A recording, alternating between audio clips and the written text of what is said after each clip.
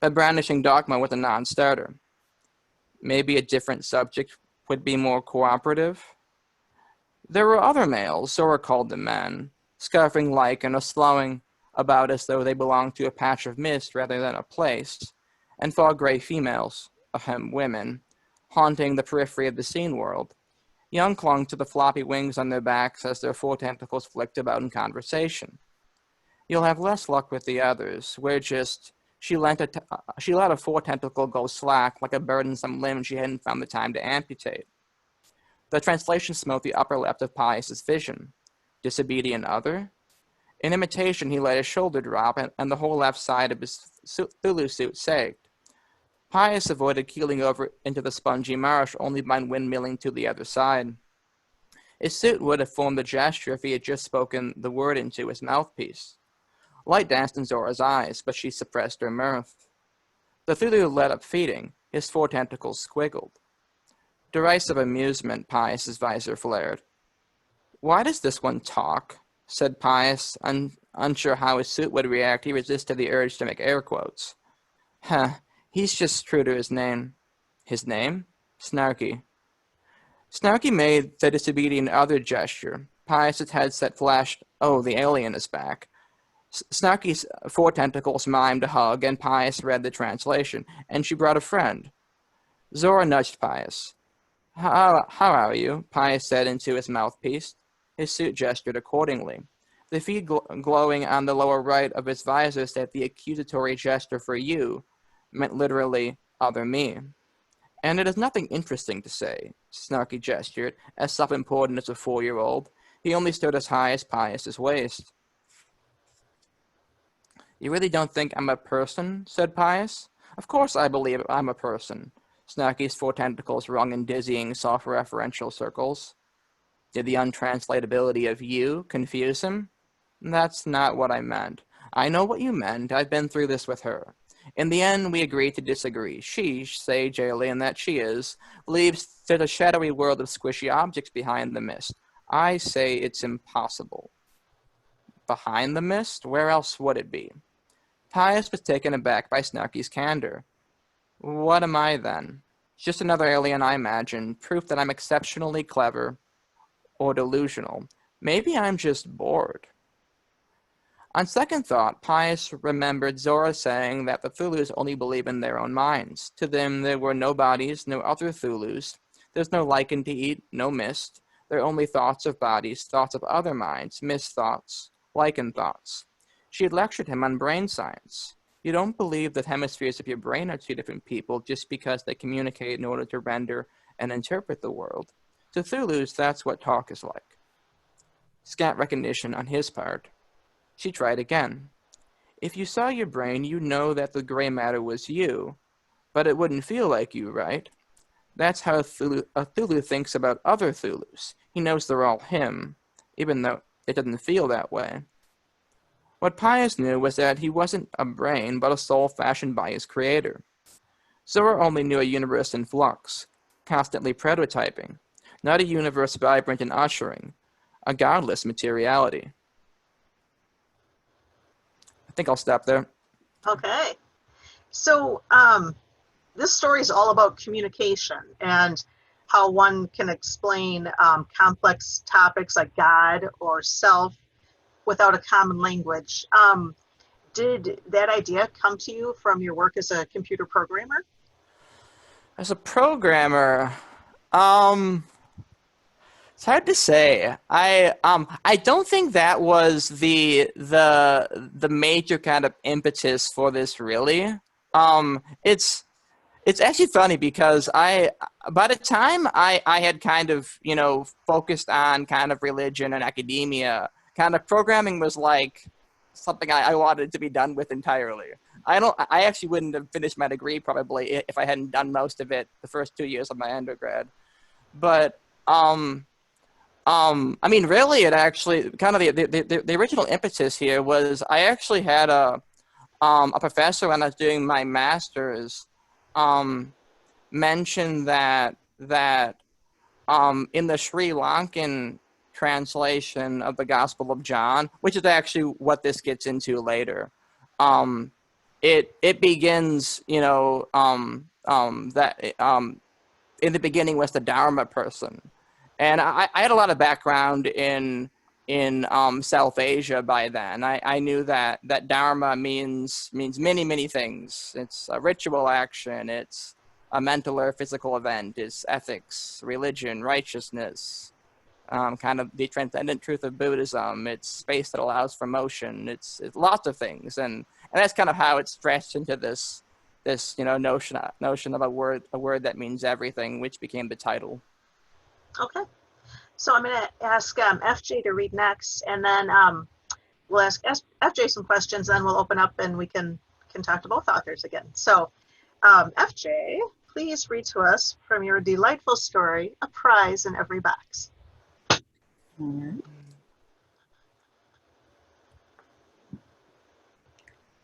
We begged for the brand name cereal, as seen on TV, in aluminum, silver, cylindrical boxes lined up on the supermarket shelves like a phalanx of spaceships, with twice the nutrition of oatmeal.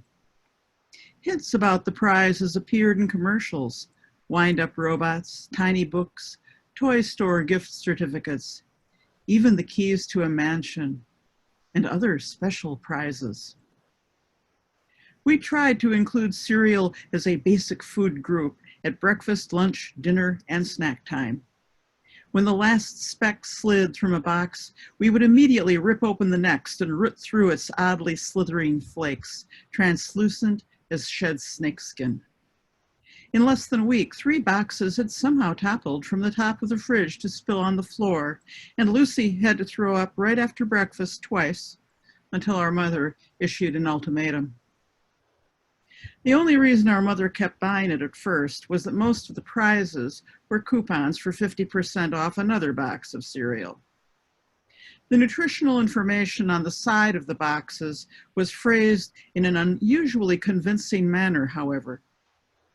120 USRVTOL recommended levels of aractosone. Results of recent studies published in the Journal of Developmental Confrontation suggest that this compound produces general rectitude, reticence, and well-formed stools. And she continued as a loyal customer, fondly watching us for signs of advanced traits.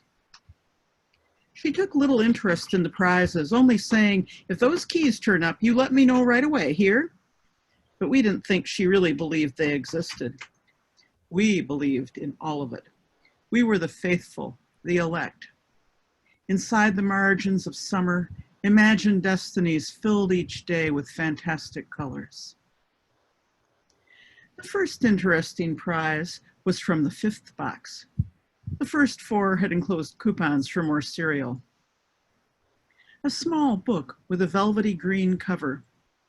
A flip book, it showed only a picture of an iridescent bubble rapidly expanding in size as the pages flew past, until the end of the book, when it appeared to burst, and, this was the miraculous part, would spray a fine damp mist from the last page, smelling faintly of brass like sprinkler fittings.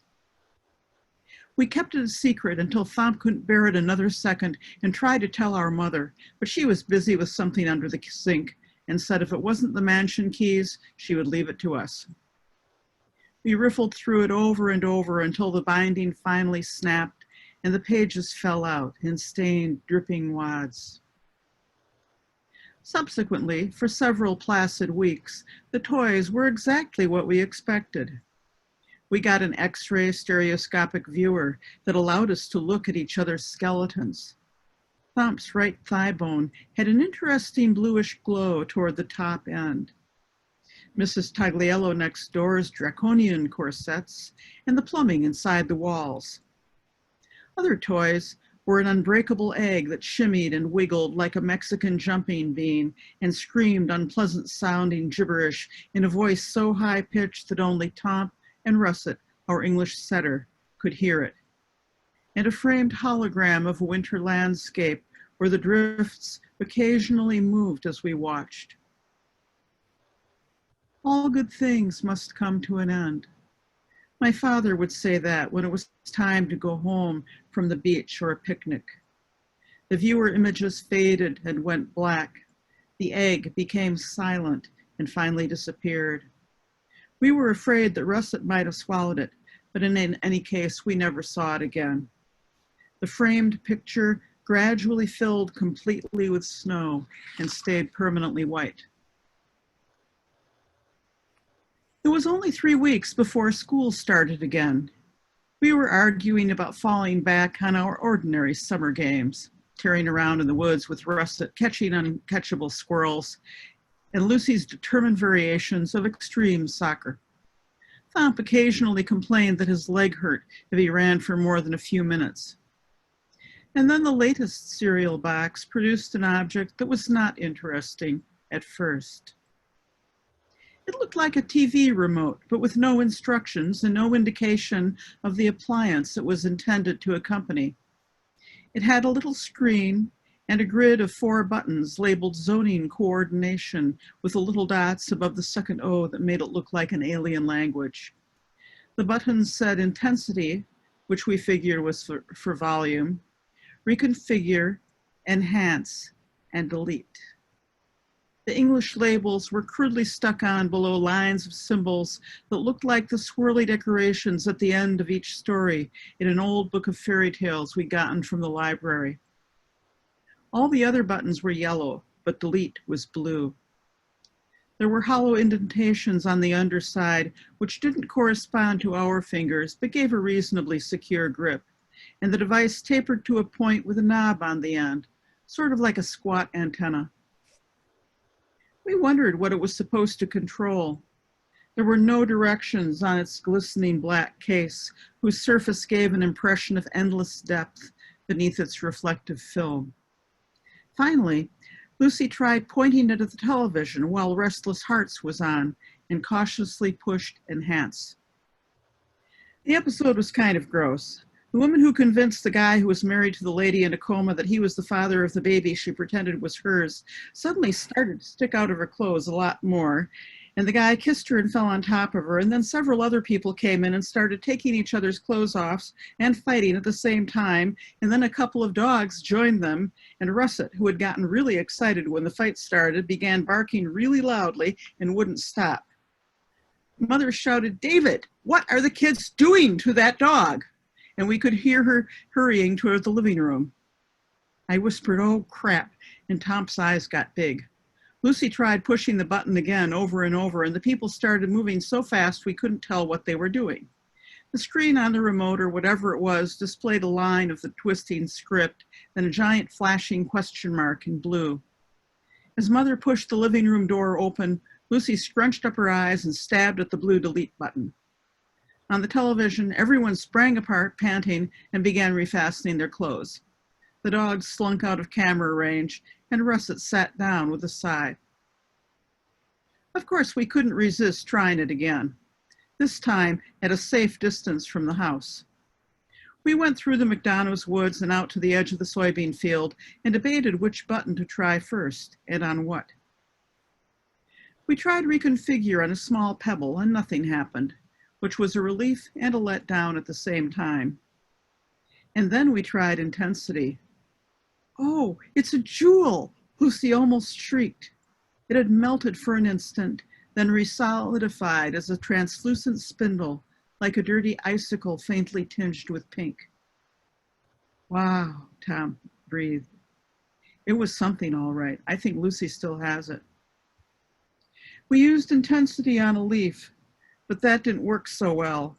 It skeletonized and turned to black lace.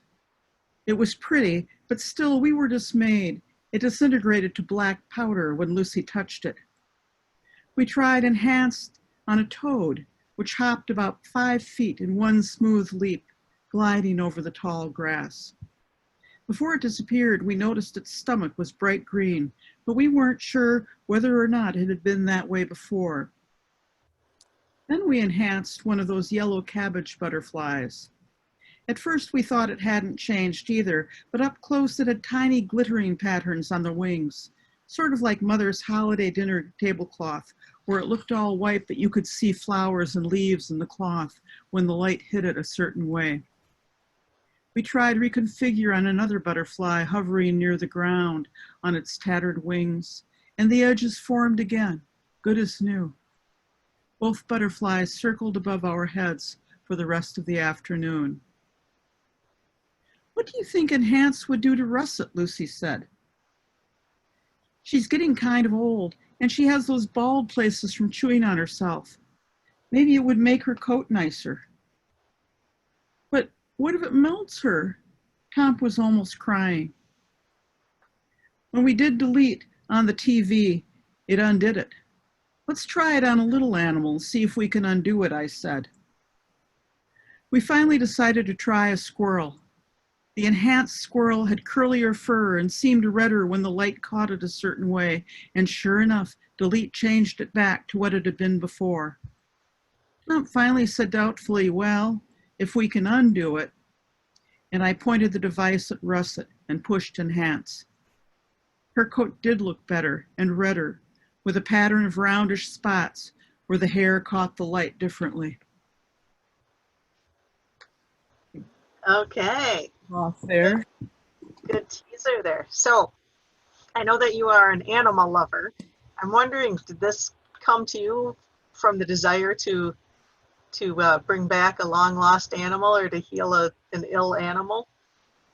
Well, it's tempting, isn't it, to go about just pushing buttons and fixing things, changing them for the better. Right. Okay, so both of you.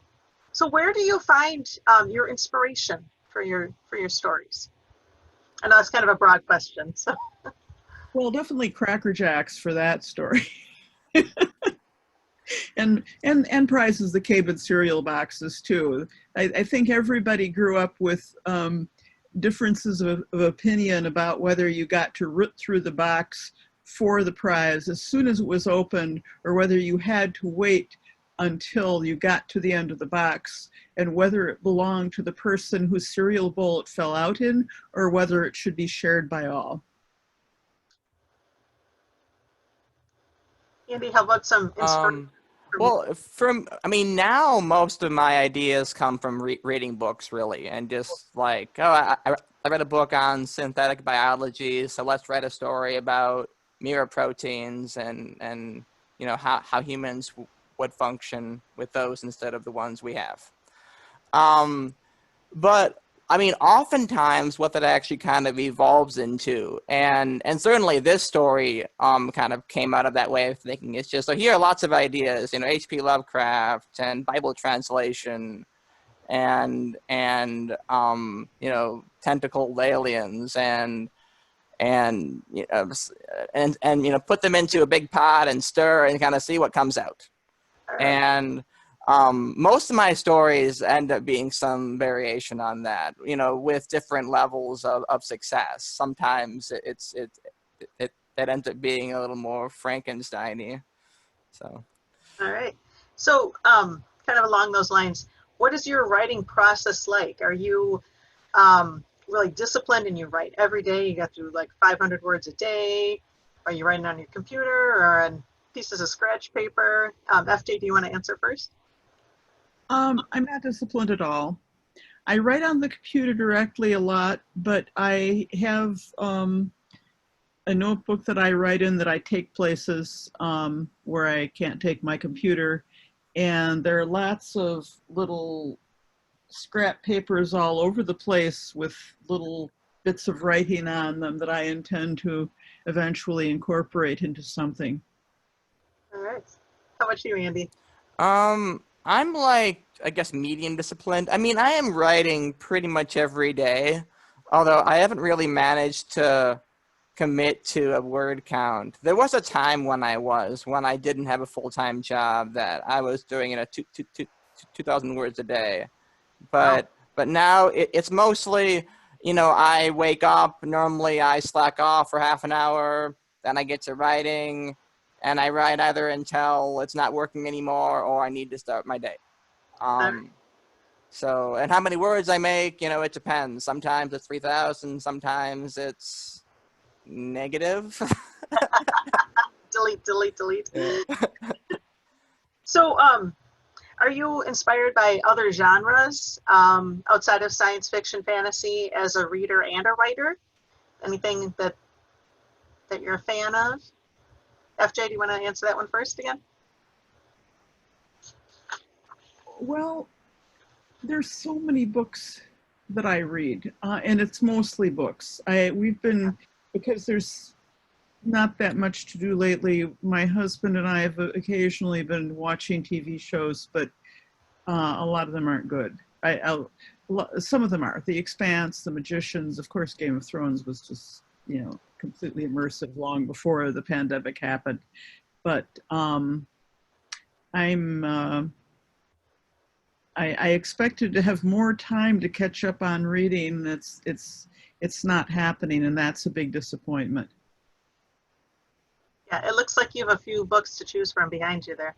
And I can't say that any particular authors have influenced me any more than any others. I have more influences with my poetry, I think, than with the writing. And even with the poetry, I have to say that Steve Martin was a big influence on my poems. So was Leonard Cohen, as far as song lyrics. And I think I have a lot of perhaps non-traditional influences. Are you a musician as well? I am not. Okay. But I had, in the long distant past, when I got a completely useless bachelor's degree in psychology, I also finished most of a second major in biochemistry, and I still try to read a lot of science and keep up with the sciences, and that enters my work relatively often. Okay. In fact, I recently was paid $50 for a poem whose title came directly from a science research article. It was Ancient Rhinos Roamed the Yukon. And then it occurred to me, that was nicely metrical. Ancient rhinos roamed the Yukon. And then it was like, what rhymes with Yukon? Pucon. And it got sillier and sillier from there, but I managed to incorporate all the high points of the discoveries mentioned in the article. Little Shel Silverstein inspiration there, maybe. So Andy, what about you? How about other genres that you like as a reader or a writer? So in my reading, I read maybe half and half in terms of nonfiction and fiction. When I read fiction, it is pretty much fantasy and science fiction, because there's so much to read. Although with nonfiction, I'm reading pretty broadly, and right now I'm reading a book on Supreme Court cases. I just finished that book on synthetic biology. I'm reading a book of theology. So it's I like my stories when they're really kind of they have a strong connection to the real world, and I can kind of emerge from reading the story and be wiser or having learned something. It's why I like writers like Ted Chiang or Ken Liu a lot, because their stories are really kind of grounded in the ideas and exploring ideas. And so, if nonfiction is a genre, I'm very eclectically, influenced by that. And don't forget the recommendation I gave you last night, the Emily John Mandel Station 11. Yeah, and I haven't got it yet, but it seemed interesting. Oh, it's fantastic. I had read that. I've got to admit that I'm very fond of stories that take real world things and really mess with them. that do things that you might not have foreseen. In fact, when I was reading your story, I was thinking of Charles Stross's Laundry Files books, which Oh. I recommend to anyone who has not read them. You will never, ever look at a security camera the same way again. All right. And I will not say more than that, but equal measures of, oh good, there's one of those here, and being completely horrified. And they're everywhere.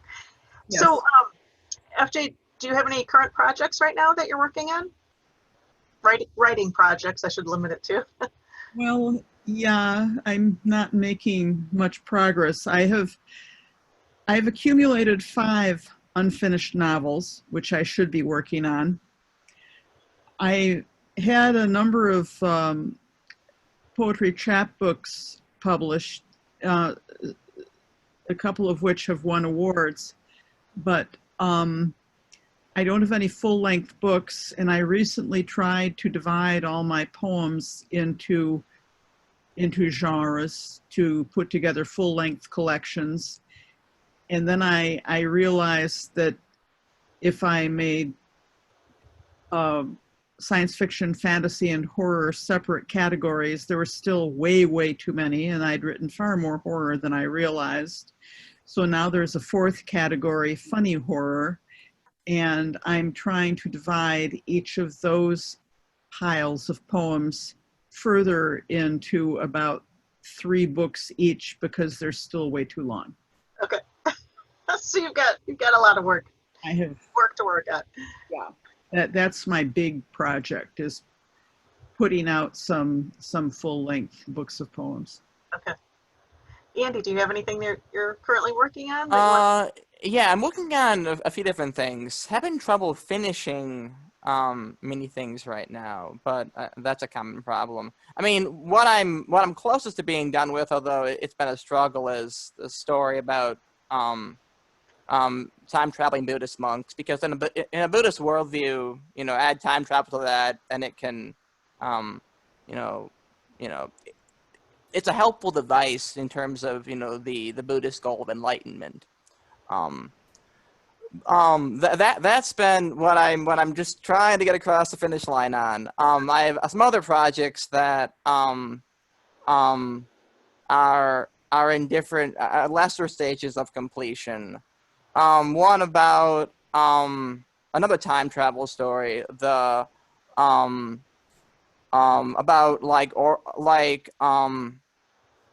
basically a society that uses time travel to increase organ donation, but in the context of Muslim ethics. So that's been interesting to craft. But could you explain that further? Time travel to? Well, I mean, imagine a society that's very, very resource constrained and very focused on constraining its resource, very statistical. But if you know when someone is going to die, you can kidnap them and harvest their organs prior to them dying, and that's helpful in terms of saving other people.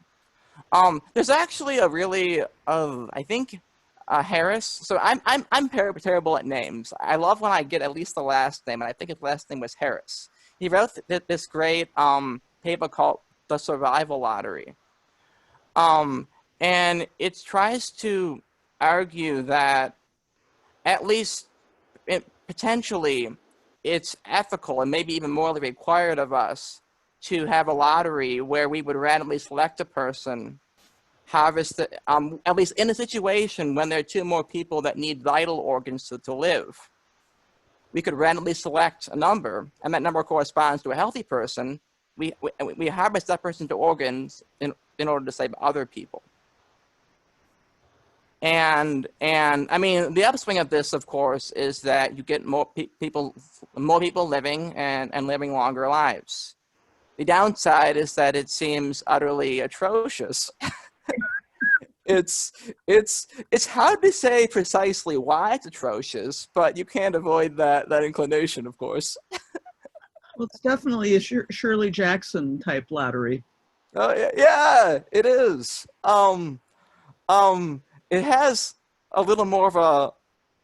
It's funny because I mean Shirley Jackson never meant that seriously, but philosophers actually mean things like this seriously. There is a moment in the essay when he says probably won't work because of unscrupulous hackers hacking the lottery. But so Hackers yeah, hacking your yeah, bodies. yeah, but that was the reason why he thought it might not work. Okay, so a few people emailed me questions. Greg Jansen, do you want to ask your question? Let me take you off mute here. Sure. Try to remember what it was. That was a long time ago this morning. FJ, I think it was for you. I was kind of curious about the origin of the story, and I liked your reference to Cracker Jacks, as I was thinking of that as you were reading and remembering back as a kid and how we would, get the Cracker Jacks, and it wasn't really important to eat. It was the prize that was the most important thing. So is that based on your own childhood, I assume? Yes, definitely. Okay. The prize was the important part of whatever food stuff it was. Right. Even though it was a very crappy prize usually. Oh yeah. Many kinds. Okay. Interesting. I Okay, enjoyed the story. Maliva had some questions, but I think she has left us. Does anybody else have a question they'd like to ask of the authors? You can literally raise your hand instead of having to go to the, I'll just click you off here. I'd like to ask Andy a question myself as it happens. I wondered how much you had investigated octopi specifically, whether there's anything about octopuses as we know them that entered your story. Not really. So I did start with octopi literally when I first began. I had eight limbed aliens, and basically I decided it was too many to deal with, just in terms of the writing and having them all have a purpose or whatever. It was just so that's how I went down to 6 limbed aliens. I mean, it was more kind of this like Cthulhu, Lovecraft, inspiration rather than, I mean, of course, octopi are very intelligent animals, very very intelligent predators, surprisingly so. And I guess it's a part of this in a way, right? I mean that fact is going to help some readers, I guess identify more with the aliens. Although I admittedly didn't exploit it very much. I make my protagonists kind of, warm up to the aliens in different ways. But yeah, it's a, I don't know, maybe that'll be my next project.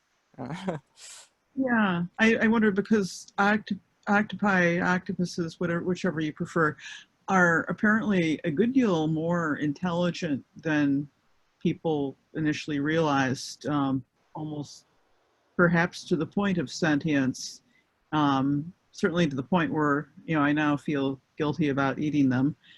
And I wonder how our relationships as humans with octopus species will develop. I was wrong. Maliva is actually here. She just is under a different name. So she was wondering, for Andy, the idea and conundrum of translating valuable religious concepts for a race with an inherently different existence is fascinating. Why did you choose the octopus lichen-eating creatures for your story? Yeah, I mean, mostly that gets back to, what I said, lots of ideas in a pot, stir and see what happens. And I kind of got lucky in a way. That it just, when I thought of, part of it is that, so this was In terms of, I mean, so when I decided I wanted to write and actually sell something, I wrote a novel which is growing by itself in some dark festering pool, probably.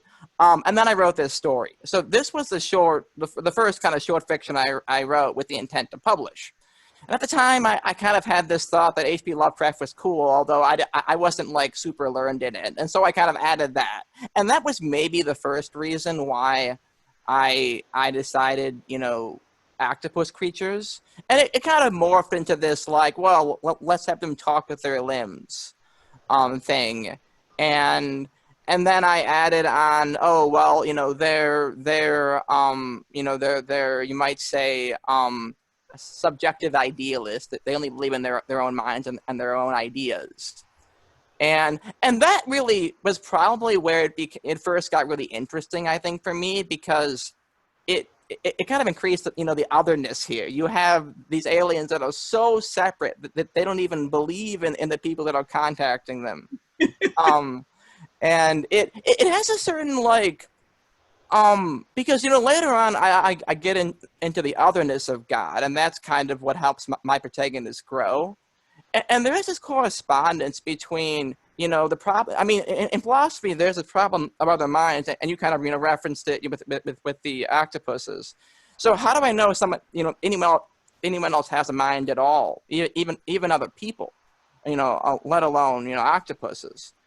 And I think there are certain correspondences between that problem and the problem of knowing a divine mind like God's.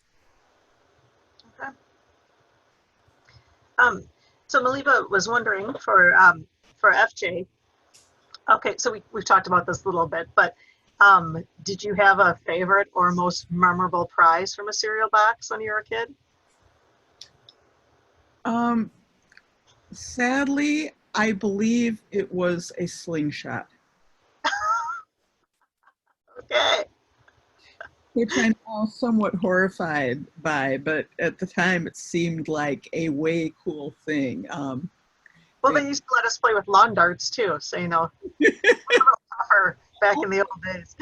All the awful things we used to do when we were kids, and the dangerous things that nobody ever told us not to. I remember one of the favorite occupations of the other kids in the neighborhood and me was, we were in a subdivision where new houses were constantly being built. We'd go to a house under construction after the work crews had left, and for some reason they were built in a way where they put in the basement, put a huge pile of sand in the basement, build the exterior walls, and put in some of the floor. And what we do is clamber up to the floor level of one of the upper stories and then jump through the stairwell hole into the pile of sand in the basement. And we thought this was really awesome, and nobody ever got hurt or got caught or got in trouble. But when I think of that now, with my own kids, I watch very attentively for anything like that they might be doing. Okay, we have time for another question maybe. Does anybody else have a question they'd like to ask? Okay, I'm going to put at the top of our chat, there's a link to the book, and I just added it again. So if you're interested in buying the book, just follow that to our website, and in the checkout there is a comments box, and you could write in there if you'd like your book personalized, and we'll get those book plates then from Andy and FJ. Otherwise, you could just give us a call at the store too, and we can take that too. So I thank you all so much for being with us tonight. This is a fantastic book, and we didn't even talk about the illustrations at all. How wonderful that it's art, artwork and literary art as well. It's a wonderful collaboration. So thank you all so much for joining us, and check out our website for other upcoming events that we're having. Let's see. Oh, you know what? I may have let me try that link again. But our website is readinutopia.com. And then we are going to post the interview on our YouTube channel. And somebody just asked if I could show the artwork from each of the stories. So let me find That would be great. Andy's is here. Not sure how well you can see this. Show it all. Yeah. If you go to the front, it'll be in color. Oh, Yeah. the front. Oh, I just been skipping right to the stories. Here it is. Okay, so And mine's on page 13 in front. That's really, really lovely. yes, here are the kids. I'm not turning this properly, sorry. And Russet the dog. Oh, there's Russet, yes. Okay. Okay, so let me repost that link, and thank you again, everyone. I appreciate you joining us, and we'll talk to you again hopefully soon. And for everybody that's interested in this contest, I think that these two authors would tell you to go for it. Give it a You shot. absolutely should. All right. Thank you. Good night, everybody. Thanks for doing this, and thanks to everybody who came. Absolutely.